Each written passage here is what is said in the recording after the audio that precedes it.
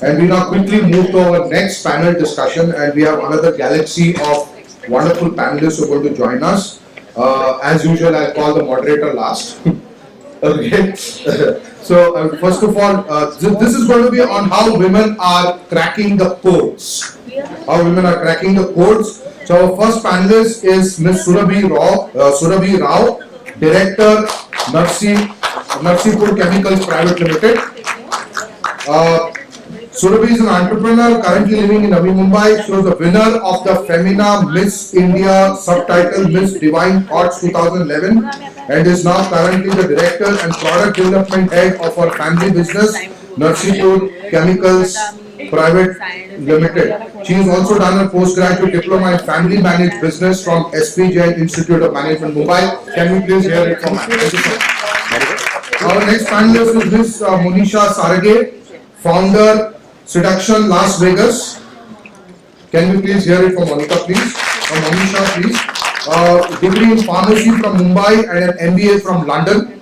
And she has three factors which go in her favor: supportive parents, an itch to start up, and an interest in cosmetology. Okay, and she's combined into one, proved to be just the right impetus for young entrepreneur Monisha Gidwani to start Seduction Las Vegas. She currently handles the brand single-handedly with a team of more with 20 people and a base network of 4,000 spas and salons in Mumbai built over in the last 4 years, and is also currently expanding pan-India. Our next panelist is Ms. Reshma Chhabria. She is the founder of HIIA Artefacts. Is that how I pronounce it? H2H. Okay, H2H Artefacts. It is a design-led, artisan-made design artifacts and decor brand founded by interior designer Reshma Chhabria. Her experience, she's got an experience of more than 14 years, and design is all about the details, is what she says. She's based out of Tokyo and Mumbai, and the range of products reflects a sophisticated mix of Japanese aesthetics along with Indian values, materials, and intricacy. I'm currently reading a book on Japanese philosophy called Ikigai. Yeah, It's an absolutely amazing book. So can we hear it for Reshma ji, please? Our next panelist is Ms. Sumedha Naik. She is the Chief Executive Officer of Syntellect. I think the juice was cold, but we can be warm, right? So can we have a warmer? And now the AC is also moderated.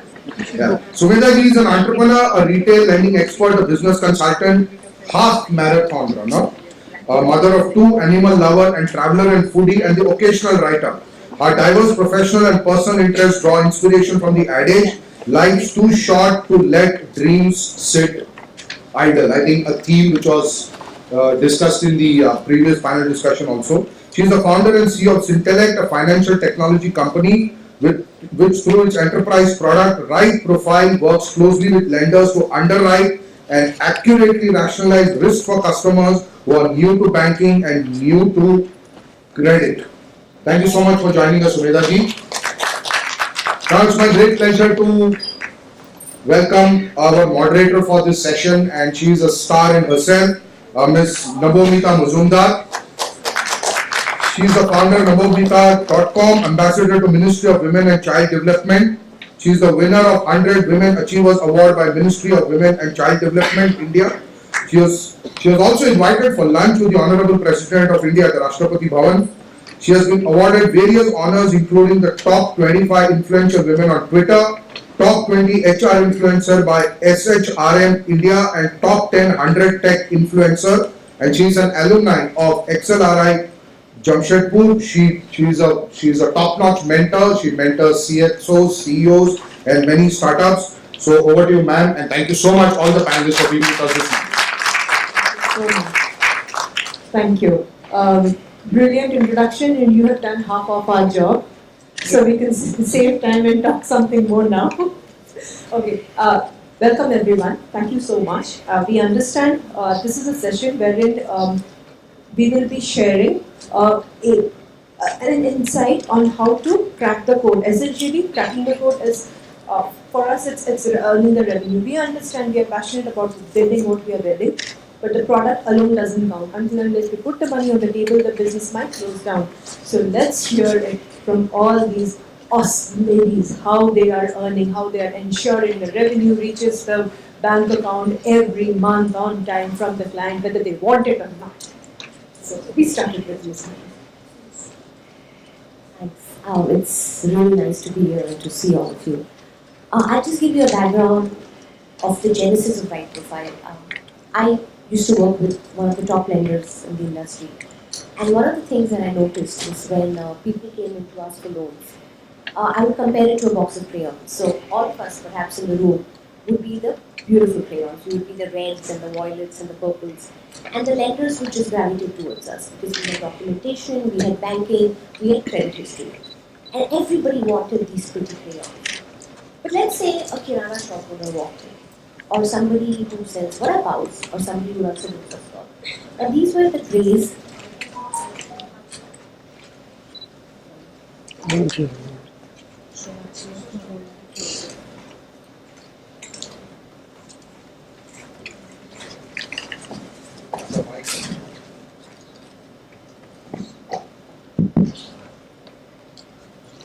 Yeah, is this better?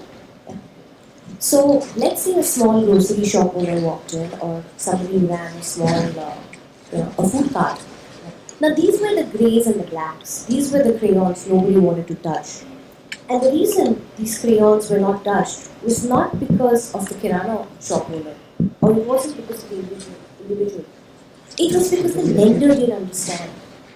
When I represented the lender, this was a customer segment which was so new and so intimidating because I couldn't understand how he was making his money. I didn't know how many units of food he sold a day. I didn't know how much oil he used. I just had no idea. So that's how Right Profile was born. We said, how do we help new to banking, new to credit customers come on board? So that was one part, that was the idea. Then it was, how do we monetize this? So getting the idea is the easiest part. You sit at home, you have copious amounts of coffee, and you go through a period where, in a second you're a genius and in a second you're an imbecile. So we came up with the idea and we came out with the product. And we had what was called the minimum viable prototype. And that was where our learning started. Because we went out there and we suddenly realized that what we had was a great product, but it wasn't integrated with the ecosystem. So the best example I can give you is WhatsApp. Today, all of us use WhatsApp, right? We are on it all the time. And the reason we love it so much is because it's a part of our phone real estate. It's embedded with all the other apps. And that for us was a big learning for Right Profile, that we had to integrate with the entire ecosystem. And that's how we could monetize. So the first thing we did was we went back and we said that how can Right Profile be a part of lending software? How can it connect to bureaus? How can we have pathways where we integrate with banks and lenders and bureaus and other softwares that the banks use? And we did that. So that was one way we looked at monetization. The other way we looked at geographies. So we said, well, you can't just be in metros. You just can't be in Bombay, Delhi, Bangalore. You have to be across. And then we looked at international geographies. And it just continues. So every time you learn. And what you also realize is, as an economy, you just move into a service economy. So everything is a service. You charge for everything is moving to utilities. And that's what we do. That's the view. Thank you so much. Yes, Reshma. So, H2H basically started because I had 15 years of interior design before I started H2H. And I constantly had customers who, while accessorizing their space, would either want to go to China or Italy because for them, Indian craft was very Indian. There was no concept in their mind, at least when I was practicing, that Indian craft could be modern. We could give the same finish, the same design that was there probably in Milan. That's when H2H was born, and we work with around 93 artisans right now to create designs which are mostly done in-house. So now coming to the monetization part of it was, we use a huge amount of material where we work with both metal, ceramic, and stuff like that. As a startup, obviously, if you're going to look at putting a workshop for that kind of this thing, you're not going to be. You will crash under this weight of debt that will come with that. So when you work with so many artisans within their space, you get, each artisan has 3 or 4 people working with you. You are able to cash in on that space itself and make it work. Again, then obviously you have your product, beautiful product. Now how do you sell it? That is, I think, advice I got from a few friends, which was like, you need to figure your sale out before you even make the product. And we have now close to 8 avenues, which is for your daily listing. And I think as a production, in today's day and age, you need to have multiple avenues because the markets are holding that. They're seasonal, like especially in our industry, it's very seasonal. So yeah, that's Wonderful. Yes, Monisha. Good afternoon, all of you. So basically, when we come to my industry, which is cosmetics, which is a very competitive industry, and day in, day out, there are new colors, new trends coming in, and we have to follow new trends. So when we initially launched, we launched with retail stores, and retail stores has always been the first benchmark for any company, cosmetic company that enters. We faced losses, to be honest. So that's where we took a step back and we went back and we said, okay, what is an avenue that's not tapped by other brands? And we realized that the brands don't tap the salons in the spa segment that well. So we developed our network over that, and we started with a credit period of maybe around 40 days at around 3 years back. And I think today we are at no credit policy, so we don't give any credit. So you need to know, you need to evolve. You have to keep evolving your credit schemes. You have to keep coming and knowing how to get your revenue out.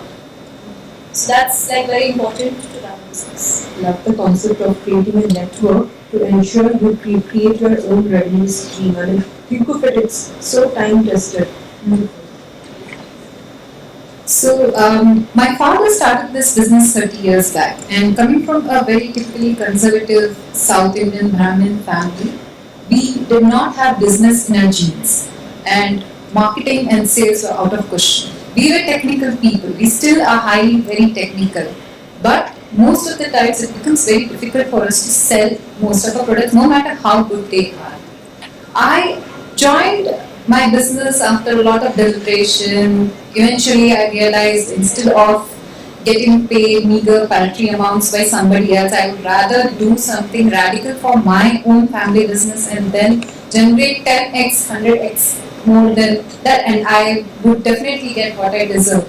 Today I am heading my product development department, and the major issue that I realized that I want to get the change, I want to get a change deeply involved in the business was that we have the product, but we never thought about the accessibility, the utility part of it. Maybe that's where we were just saying, okay, our product is good, but our customers don't know how to use it.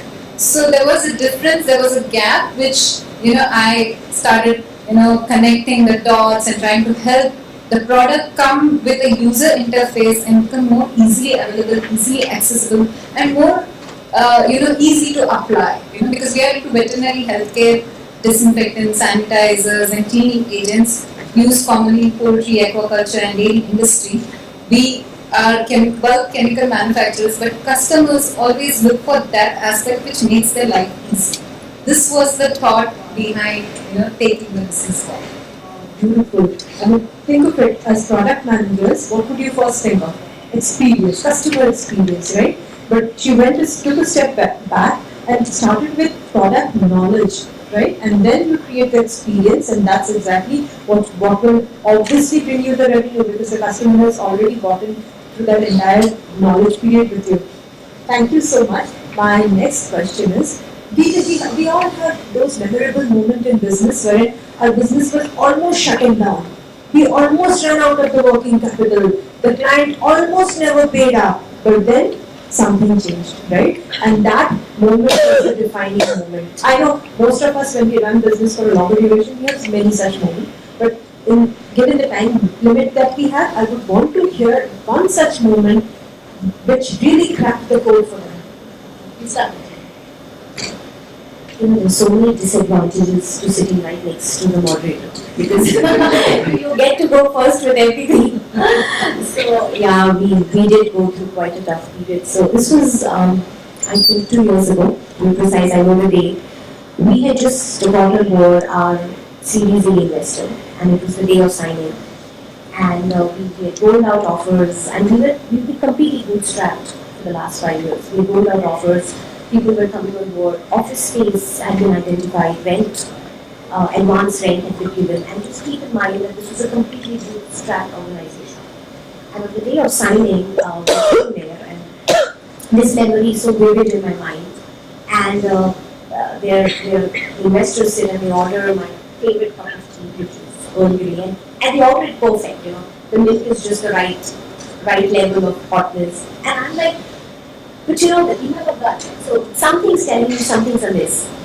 And they just look at me and they say, you know what, we're not going to go ahead. And there was just deathly silence. And I said, I'm sorry. They said, no, we just don't feel like going ahead. Now, just imagine I'm sitting there. I have 10 offers which I've given out. I've paid a broker, but which incidentally I am barred in that area. All the brokers in the area now, when they see me, they're like, we don't trust this woman. And they just walked out. And I remember crying the entire car journey from there to office. And I walked into office and I had to meet my team. And I just had to be upfront. I said, guys, we've lost this. And I can't tell you what adversity does to you. We came out so much stronger. We came out so much more resilient and tenacious. And the biggest learning I learned was make your own working capital. Wow. And if you're raising money, and this is to all of you out there, wait for patient capital, wait for strategic capital. I remember telling these guys, you wanted me to sign an IPO deal. I mean, you were pushing me for an IPO, and you didn't last a quarter. But you come on it. So, you all did.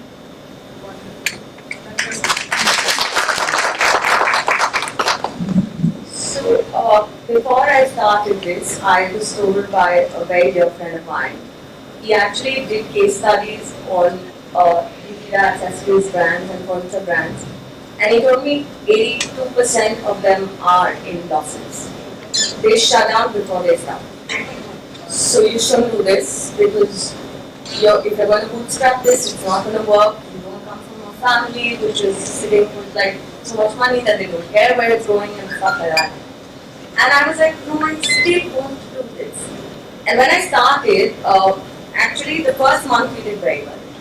The next month we had 3 sales in the entire month. The next month it was 5. I actually sat down and I'm like, what have I done? Like, am I insane? Because I was told not to do this. I was, I groveled for a day. I read a lot, so I was just reading. I was doing nothing. I was just reading fiction. And suddenly one day I was like, you know what? I have the product. Even if I have to go door to door, this is going to sell. And I didn't rely. I mean, I had the guys doing SEO and all outside. I told them, listen, you're not going to do anything. You need the back end for a month. I'm going to make sure that happens. And it worked. It really did. I don't know what I did. It worked. So when it comes to my bit of story is when I started. So when I started, I finished my MBA degree from London College, and then later I was offered a job by a very top company. I worked with that company for about maybe around 20 odd years. Okay, and my father, I still remember, was in Nigeria, and I gave him a call. I said, I can't do this. It's not happening because I was in quality assurance, and I was more of a marketing person. So for me, it's like I'm not happening. I have to hand in my passport tomorrow. I'm not back. This is not what I'm doing. So he clearly asked me at that stage, what do you want to do with your life? So then that's when I knew that okay, this is what I am very interested in cosmetics, and so I would like to start up a business of mine. And I still remember that moment. He's right there in the audience. I still remember that moment when he said, "Okay, send me a business plan and then we talk." So that's how it happened, and that's how we started up. Yeah. So it was a very interesting journey when we started, but we had a lot of because cosmetics industry is a lot of capital intensive, so you have to put in a lot of money inside. So we started with one product. We thought that okay, we want to focus on this product. But then we realized okay, it's not going to work. We tried. We went on adding. But our network is this. So there was a saturation point. And then we cracked a very big deal, which is with FabLab, which is about around 1 lakh units, which was the biggest order 2 years back. So for us, that was a breaking point. Now we have such relationships that we get orders off and on with them. So now it's a normal thing. But at that stage, together, one jackpot was a big thing.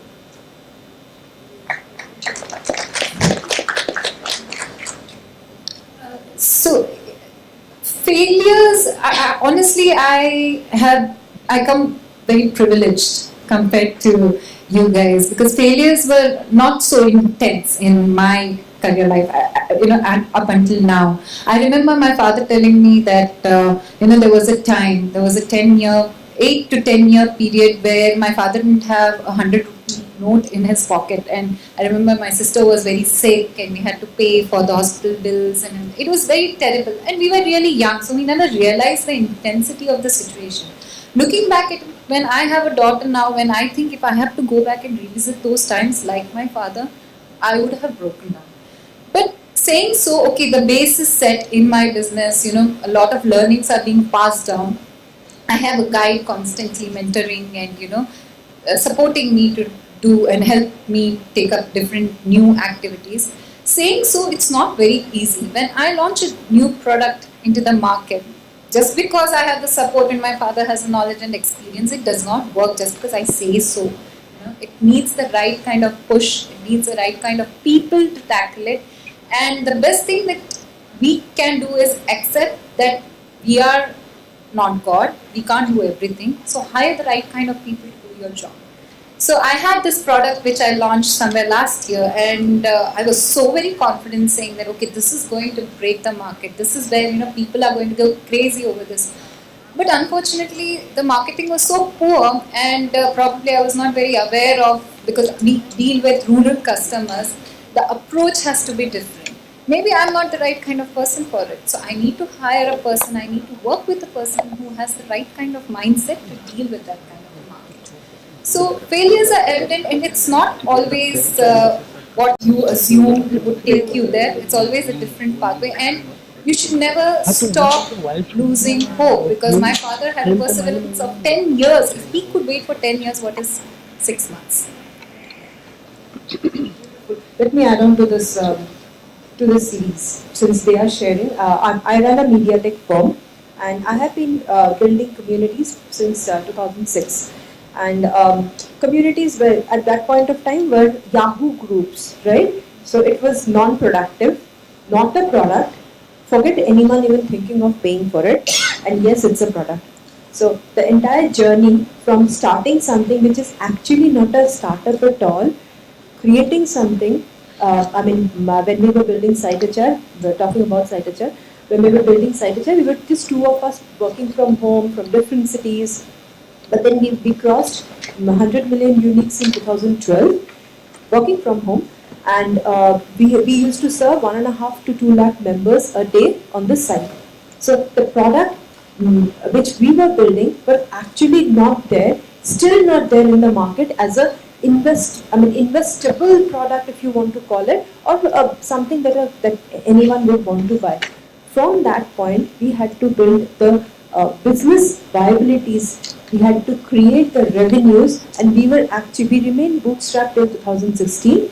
We did not raise any investment. Our online ads, our revenue was good enough for us. 2016, I started an evangelist platform which is entirely into media tech. One of the area being community building. So everybody who would talk to me say, why would anyone pay you to build a community? वो तो ऐसे ही बन जाता है.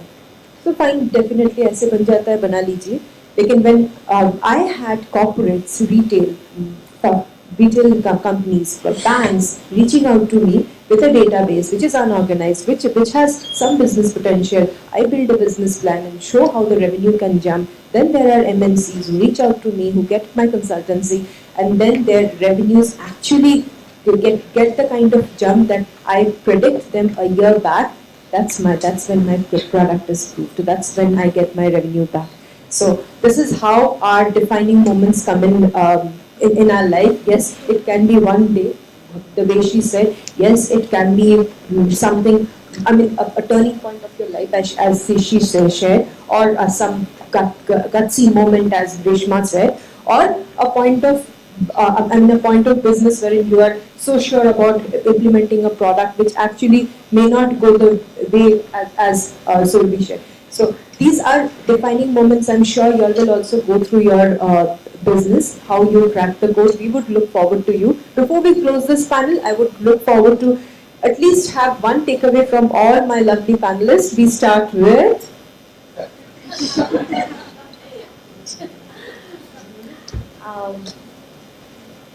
well, we all have our own journeys, but I think the key takeaway, that at least what I feel, is just believe in yourself.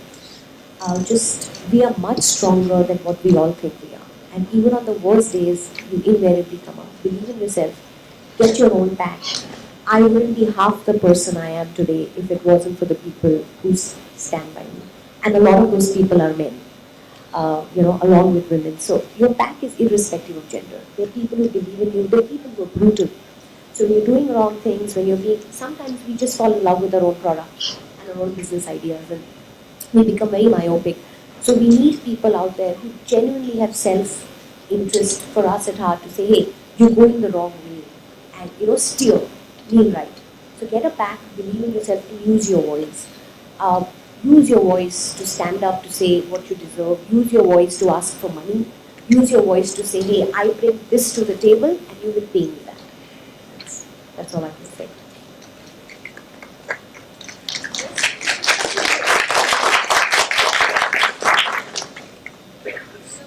Carry forward is something from what she said also. I also believe be a sponge. Every single person you meet every day, it could be your doorman has something to teach you, which can be used in your business. You'll be surprised. He'll probably teach you customer service, the way he greets you in the morning, or a smile in the evening. It's those small things that you need to learn from them. And also, it's okay to say, I'm not good at something. You're not going to be good at everything that goes into building a business. It's okay to say, look, I need help here. It's perfectly alright. You may not be able to hire people in the beginning who will help you, but when you ask for help, you'll be surprised the kind of people who will come forward and say, hey, you know what, I'll do it as a consultancy. I'll do it on a profit share. And that's fine, and that's great. So if you tell them that you need help, people are always willing to help.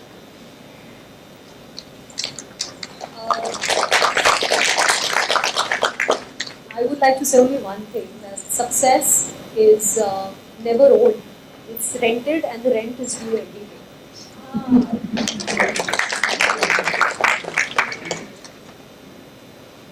I just remembered this incident.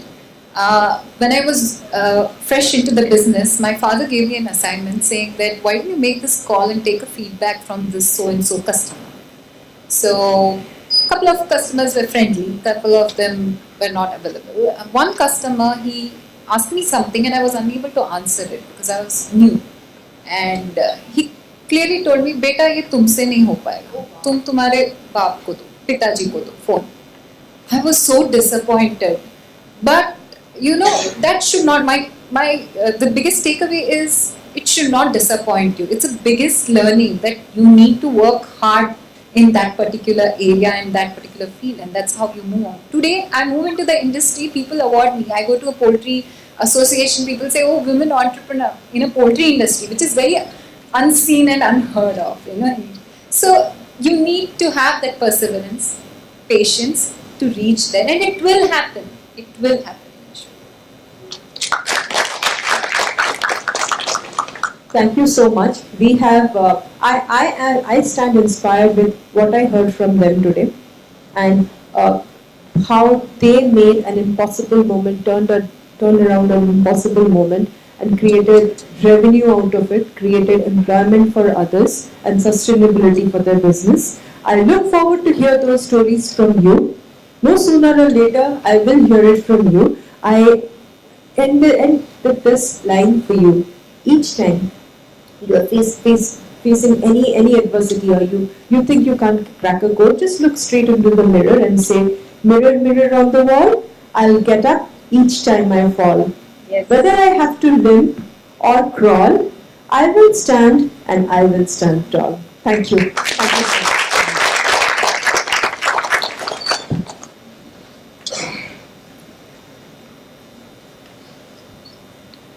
Yeah, thank you very much, all the panelists. And I think one of the recurring themes since morning has been persistence in entrepreneurship.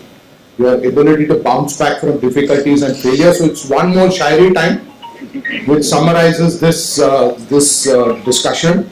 It says, आज बादलों ने फिर साजिश की. आज बादलों ने फिर साजिश की. जहां मेरा घर था वही बारिश की. अगर फलक को जिद है बिजलियां गिराने की, तो हमें भी जिद है वहीं पर आशिया बनाने की. क्या बात. So it's about entrepreneurship is about being crazy and also being extremely persistent. So can we hear it once again for all the panelists, ladies and gentlemen? And I would once again request Meenalji to please come up and felicitate all our panelists.